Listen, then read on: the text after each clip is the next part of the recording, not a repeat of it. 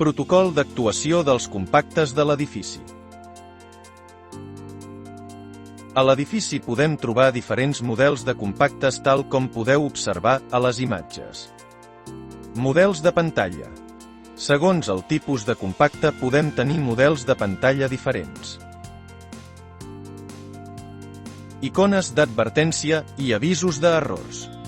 Si es detecta alguna anomalia al compacte, s'il·lumina la icona que li correspongui, segons si és un avís d'advertència, de color groc, o un avís d'error, de color vermell.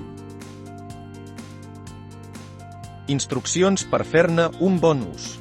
El sistema ha de ser utilitzat per personal format. Cal comprovar que el passadís estigui lliure i buit abans d'utilitzar-lo. No es pot entrar ni apagar el sistema quan el compacte està en moviment. No s'han d'empènyer les prestatgeries.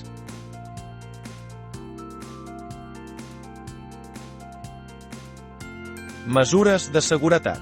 Cal distribuir el pes sobre la superfície de les prestatgeries el més equilibrat possible, mantenint el que pesi més a les zones inferiors.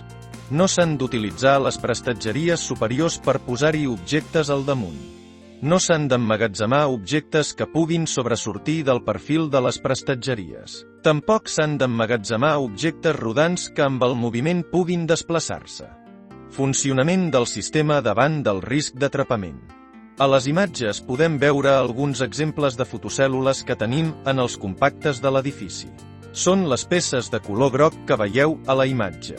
La línia vermella que hi ha marcada és un feix de llum invisible que marca el sensor de la fotocèl·lula.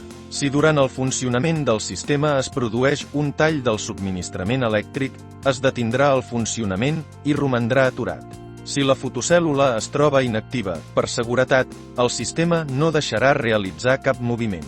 No es poden utilitzar els sistemes de seguretat per aturar el sistema.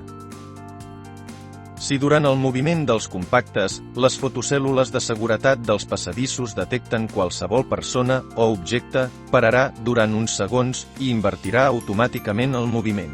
Per tal que el sistema de seguretat funcioni, s'ha de fer correctament. Aquesta imatge mostra com no s'ha de fer.